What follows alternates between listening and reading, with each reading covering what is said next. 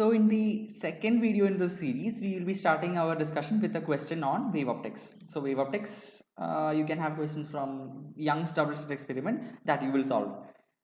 Diffraction, you will solve it very easily. Polarization, again, it is very easy. But there are certain other questions like this, which I have presented over here, which are based on the basic concepts of a wave.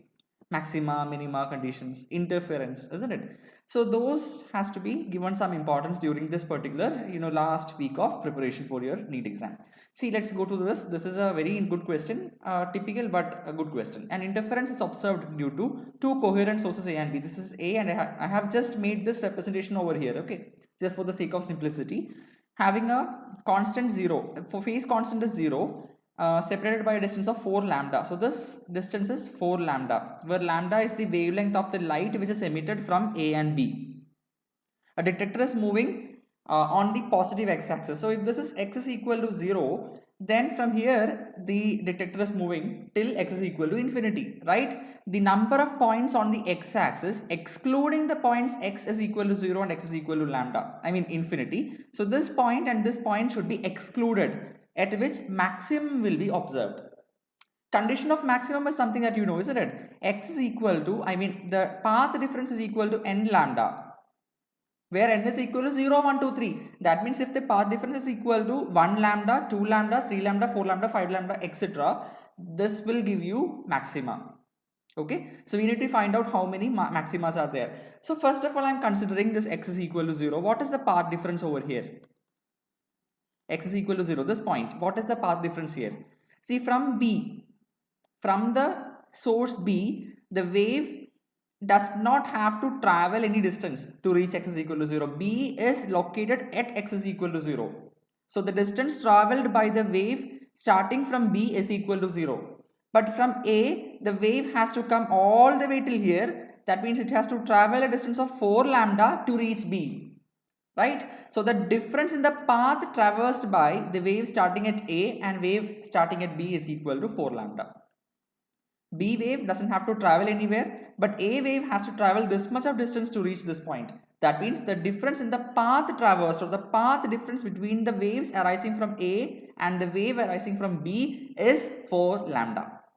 Now at infinity, what is going to happen?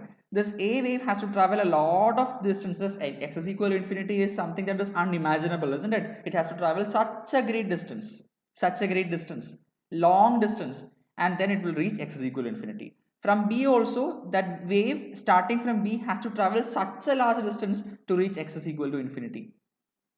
So at x is equal to infinity, what is the path difference there? Now tell me, this 4 lambda is negligible, is very small value compared to the distance traveled by the wave starting from A and the wave starting from B. So it has to travel such a large distance to reach x is equal to infinity. This also will have to travel such a large distance to reach x is equal to infinity. And the distance traveled by the wave starting from A and the wave starting from B is very large. And this 4 lambda becomes negligible. So obviously what happens is, this much distance has to be traveled here, this much has to be traveled here. There is no significant path difference because this gap is very, very small, isn't it? So if this is my perpendicular over here, this gap is very, very small compared to this big distance because it has to reach infinity. So here path traveled by both of them, both waves are supposed to be equal, and therefore the path difference is 0. I am expecting that you are understanding this. The distance x is equal to infinity is such a big distance, and these lines will become almost parallel. So they will have to merge over here. That means it has to go such a large distance, then this particular path difference has to be equal to 0. Almost, when it reaches infinity. Because it is such a big distance. I can't just explain this with the help of this image over here. Now let us go for our analysis part. See, when delta x is equal to 4 lambda, isn't it? I get 4th maxima here. Here I will get 0th, isn't it? X is equal to 0. That means n is equal to 0, 1, 2 and 3, and this goes on. When n is equal to 0, delta x is equal to 0. So here also I am going to get a maxima. So between 0th maxima and 4th maxima, I have a 1 lambda here, then I have a 2 lambda here, and I have a 3 lambda here. Right? I have a 1 lambda here, 2 lambda here, 3 lambda here. Now excluding x is equal to 0 and x is equal to lambda, I am just excluding this. I don't have to take this, I don't have to take this. How many are there? I have 3 here. So my answer for this question is 3. Right? How many minima will be there? What is the condition for minima? That is 2n plus 1 lambda by 2. Where n is equal to 0, 1, 2, 3, etc. So you have a lambda by 2 over here, then you have a 3 lambda by 2, you have a 5 lambda by 2, isn't it? And there will be one more. So this will be 1, 2, 3 and 4 is our answer. 4 is the number of minima which are present in between these 2 points. 7 lambda by 2. And the number of maxima is n lambda. So this is 1, 2 and 3 between these 2 points. Right? I hope this question is okay. Let's proceed to the next question now. Let us go into the second question now, and it says that a planet is revolving around the sun in an elliptical orbit. So yeah, elliptical orbit, and sun is one of its focus, isn't it? Its closest distance from the sun is r min. So this is r min, its closest distance. So the closest distance will be when the planet is over here, and this is the farthest distance at the other end, isn't it? Apogee and perigee, which you say. Now the farthest distance is r max and r min. So I have just represented everything over here. Now it is saying that the angular velocity of the planet when it is nearest to the sun. So when it is nearest to the sun, the angular velocity is omega, right? And let us suppose that the angular velocity over here is omega dash, and we are supposed to find out what is omega dash. Point to remember is your angular momentum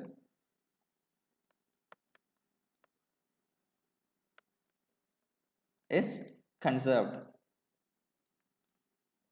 Whenever you have any conservation law in physics, you have to pay the price and take it. What is the price here? Net external torque is equal to 0. Then angular momentum is conserved. Here the net external torque is equal to 0.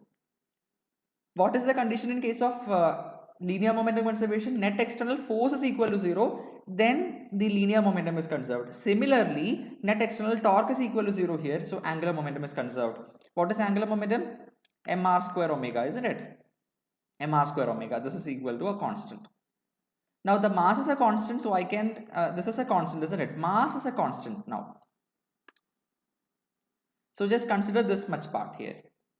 So omega dash multiplied by, see here it is omega dash r square max. R max square is equal to omega multiplied by, here it is r min square.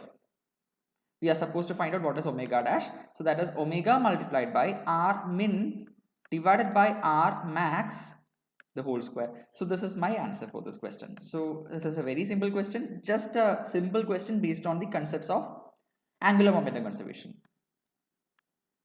Okay, so whenever they give you a question on this elliptical orbit, when the planet is revolving around an elliptical orbit, understand that they are simply meaning that some way or the other way you will have to conserve the angular momentum and then solve this question. This is a very typical question that you can get in the exam, right? So be prepared for this kind of a question and be prepared to use angular momentum conservation whenever you are supposed to do so, right? So let's go to the next question now.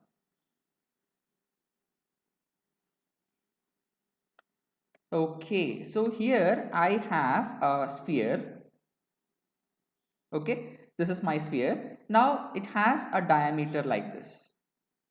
Okay, so let me suppose that this is my center and this radius is equal to r. Okay, and they are saying that this is like a hole. So there is a big hole in the center of this particular solid sphere, right? This is not a solid sphere, it is a shell, isn't it? Shell. So I'm drilling a hole over here, right? I'm drilling a hole over here, and yes, I am considering this much distance equal to r again. And outside the sphere, I have a mass. The shell is having a mass of m, and I have a small mass m over here, isn't it? Right.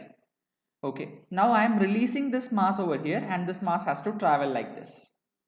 So there is a gravitational force of attraction between this mass and this mass, due to which this mass will be going over through this, isn't it? And since this is just outside this particular hole that I have made over here, it will just pass on through this and then it will go to the other side. So we are supposed to analyze this. Let's go to this question now. A thin spherical shell of total mass m. This is my thin spherical shell of total mass m and radius r is held fixed. So this particular shell is held fixed, right? There is a small hole in the shell. This is my hole, right? And this is a shell. Inside is empty, isn't it? A mass m is released from rest at a distance of r from the hole along a line that passes through the hole and also through the center of the shell. It is like this. The mass subsequently moves under the gravitational force of the shell. So I'm just releasing this mass over here. I'm just releasing it. So it will be moving on its own because of the gravitational force of attraction caused by this big shell. It will be moving inside, and once it reaches here, will it stop here? No, it will go inside. This mass subsequently moves under the gravitational force of the shell. How long does the mass take to travel the hole from the hole to the point diametrically opposite? That means I have to consider this mass reaching here, from here to here, from here to here, from here to here. How much is the time taken? Right? Let us analyze this. What happens is, see, what is the you can solve this with the help of energy conservation, isn't it? Energy conservation. Here, what is the potential energy? What is the kinetic energy? This is something that we are supposed to know here. It is released from rest. So my kinetic energy is equal to 0, but my potential energy is equal to minus of g m small m divided by distance from the center. This is r plus r, this is 2r. Right? So this is this much velocity here. Now, once it reaches over the surface, till the hole, when it reaches over here, my potential energy is minus of gmm divided by r, but my kinetic energy is non-zero. I don't know how much is that. There is a kinetic energy over here. We are supposed to find that, or we can use that particular equation. So we will be applying the energy conservation in this question. So here the total energy is minus gmm by 2r. This is equal to total energy here. This is minus of gmm divided by r plus half m v square, where v is the velocity of the sphere when it reaches over here. Right. Now what can be done here? You can just cancel this over here. Now take this to the other side. So you will get gm by r, 2r is equal to v square by 2, isn't it? So this is cancelled off, and this implies v is equal to root of gm by r. What is g? G is equal to root of, gm divided by r square, isn't it? This is the gravitational field of the earth, also known as acceleration due to gravity. So that is equal to gm by r square. Therefore gm by r is root of g times r. Fine. Now tell me what happens after it reaches over here. It will enter into the shell. It will reach all the way till here, and it will enter into the shell because of its inertia. It was moving, so it will directly enter into the shell. It will not stop there. It will enter into the shell. Once it is inside the shell, what will be the gravitational force inside the shell? There is no gravitational force inside the shell. There is no force. Why no force? Because it is a shell. Inside the shell, the gravitational field is equal to 0. So therefore, there is no gravitational force. So here, gravitational field inside the shell is equal to 0. Field is force per unit mass. Once this particular small sphere is inside the shell, there is no gravitational force again. I hope you understood this. Once it is inside, there is no gravitational force. So this object will remain in the state of motion along a straight line. There is no external force. That means it will have the same velocity and will have a uniform motion. There is no acceleration. There is no force. There is no acceleration. With whatever velocity it had here, with the same velocity, it will go from here to there. It is uniform motion inside the sphere. Why? Because inside the shell, there is no force. Because there is no force, there is no acceleration. If there is no acceleration, the velocity will remain constant. We saw that the velocity over this hole when it reached the surface of the shell is equal to root of gr. With the same velocity, it will reach over here. So they are asking you to find the time taken to travel from the hole to the point diametrically opposite, from here to here. What is the distance? This is r, this is r. Distance total is 2r. Time is equal to distance, that is 2r, divided by speed, that is root of gr, right? So tell me what this is. This is equal to 2 multiplied by root of r by g, right? So for this question, I will be marking option number 1 as the correct answer. Right? I hope you got this question. This is a very good question. It requires a bit of conceptual analysis. You have to be clear with your concepts of gravitational field due to shell, field and potential due to shell. All these concepts have to be remembered. Otherwise, all the questions in gravitation are very simple. You will be able to solve this. But my intention is to highlight certain good questions that you are that I recommend you to learn, recommend you to just do before your NEET exam. If at all these kind of questions are there in the exam, you will be definitely solving this. And yes, thank me later. So this is the last question for today, and this is the last question that I will be discussing from gravitation also. Right, very small groove is made on Earth. Just imagine on this big Earth, you are making a groove inside from here. If you start digging from here, you will reach America, right? But how much time does it take? How much time does it take to do this? Let us imagine that this particular question setter has done this, and he has made a small groove in the Earth, and in his world Earth is spherical, not elliptical. Okay, so in this so-called spherical Earth, he is making a groove, and a particle of mass m naught is placed at a distance of r by 2 distance from the center. So he went in with the machine and he kept this particular mass m naught at a distance of r by 2. Doesn't look so, isn't it? This distance should be also r by 2, where r is the radius of Earth. Okay, fine. R by 2 is the distance. Find the escape speed of the particle from that place. So do you remember how we derived the equation of escape speed? We derived it with the help of energy conservation, isn't it? Energy conservation. So you are actually throwing the mass m naught from here. You are throwing it at a speed that it will go out of the gravitational field of the Earth. Will go beyond the gravitational field of the Earth. That will not come back. The minimum speed required so that a ball or any mass is thrown from here so that it does not come back again. It just crosses the gravitational field of the Earth is called by the name of escape speed. Okay. What is the escaping condition? Total energy is equal to 0. See, energy conservation is okay. Here, what is the potential energy? At initial position, from when this body is inside the Earth, what is the potential energy of this particular body here?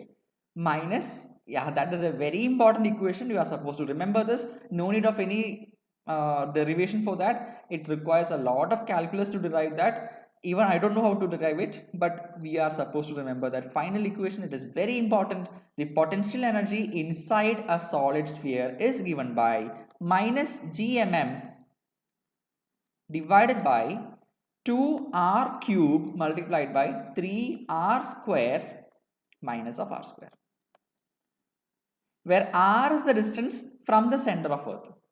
Okay, where r is the distance from the center of Earth. So minus gmm by 2r cube into 3r square minus r square. This is very, very, very important, right? Capital R is the radius of Earth,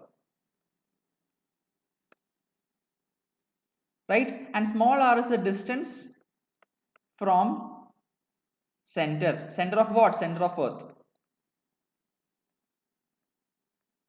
So yes, what is the total energy here? Total energy over this point is minus of gmm divided by 2r cube multiplied by 3r square minus of r is r by 2, isn't it? Small r is capital R by 2, square of that. So this is r square by 4. Okay, so this is my equation. Plus I am throwing it with a velocity v. Let us suppose this is equal to half m v escaped square. Now when it just come out of this particular gravitational field of Earth, when it is out of the gravitational field of Earth, I am just throwing it from here that it crosses the gravitational field of Earth above, then my total energy is equal to 0. Right? Outside there is no gravitational potential and the velocity is supposed to be 0 there. It has to just cross that point. That crossing condition, minimum condition is required over here. Okay, fine. So from here I can just equate this, isn't it? So this will be something like half mv square. This half and half will get cancelled off. So I can write, and this m and m will also get cancelled off. This and this, take it to the other side, will be 0. So this and this can be cancelled. Take the m to the other side, will be 0. Now equate all these things. This will be something like gm upon r cube multiplied by 4 3s are 12 minus 1 is 11 r square divided by 4. This is equal to ve square. And this r square, this is going to get cancelled off. So V is equal to root of 11 by 4 gm divided by r. Answer is option 4. I hope this is clear. Whenever they are asking you to find out escape velocity, equate two things. Total energy at the position where this particular particle is sitting now. Wherever this particle is presently present at, wherever this particle is at present, find the total energy there, and this is equated to 0. Outside the gravitational field of Earth, the total energy is equal to 0. Only then you will be able to find out the escaping condition. Outside there, the potential energy is 0 and the kinetic energy is also 0, because it is just crossing there and then it is stopping. See, so that is the reason by which, this is the method by which you derive the equation. Now, if you do the same thing from the surface of Earth, you will get root of 2 gm by r, which is the standard equation. But this is how they can trick you with this kind of good questions. And yes, this is a simple derivation that you can do, and do practice this question once or twice. So I could collect these many questions from gravitation. So yeah, we could do 1 question from gravitation today, 3 questions from gravitation, and 1 question from wave optics. And the other concepts in wave optics are also okay, isn't it? So there was another question in which, you know, 2 coherent sources are placed inside a circle and this detector is moving around a circle. So yeah, I think you will have covered all these kind of questions in your coaching institute itself. Or do let me know if I am supposed to do more questions from wave optics before this exam in the comment box below, right? So with that, we come to the end of this particular video, and tomorrow we will come up with another 4 questions, and do let me know in the comment box below if you are liking this. Thank you.